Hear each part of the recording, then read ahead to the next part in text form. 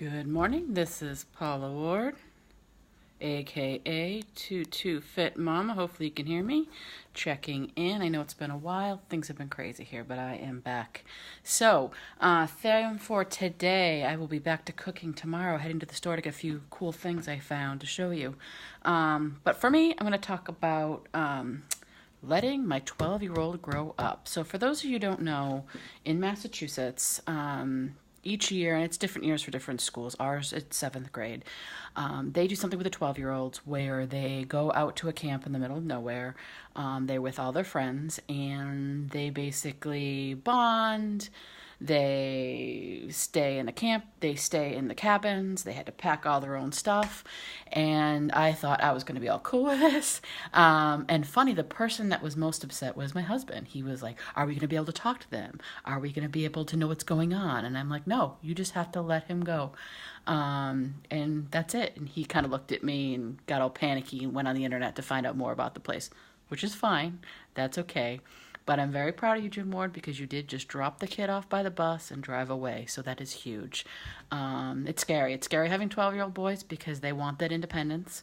And this day and age, we are so used to being hover parents. You figure the more we hover, the safer they will be. But look back to us. We rode our bikes all over the place. Peter and Moira were asking me something about Marlboro, and I said, I used to ride up Elm Street, ride around, come back over the highway and come back, and I would never let my kids do that these days, mostly because people drive like maniacs. But think about it, we'd go out and play, and they would just be like, all right, we'll be home by dark. No one called us. We didn't have phones. And look at how successful people in our age group are. I'm reading this book called The Gift of Failure by Jessica Lahey, and I started reading it because of sports. It was talking about us being younger and letting us grow up, not so supervised. And what did it teach us? It taught us how to figure out things. If we got in trouble, how to get through it. And that's been a hard thing for this year. Like leaving my son at the mall, he had an incident, and he dealt with it, I gotta say, really well. He thought about what he should do, how he should handle it. He knew he wasn't in the right place. He got out of there, and that's what I want. And he even said to me, aren't you proud of how I handle it? And I said, yeah, I thought it was a very mature way for him to deal with it. So he packed himself. He went on his way. He is there for 3 days. We pick him up on Friday. I have no idea what's going on. I pray he's warm. I don't know. My husband's like, what if he doesn't shower? I'm like, well, when his parts rot off, he'll learn. And that's what I'm hoping. And I know he's going to have a great time. I don't worry about him camping. It's more Jim. Yes, there are adults there. This is a trip that everybody's done. It's like a camp. So yeah, they're really good about it. There's teachers, there's camp people. They're not allowed to bring anything in their bags. They're not allowed to bring gum or candy. So yeah, no, they are well watched. And I know him. That's one thing that I trust him on. Or at least I hope so. But like I said, Lisa, what can I do, right?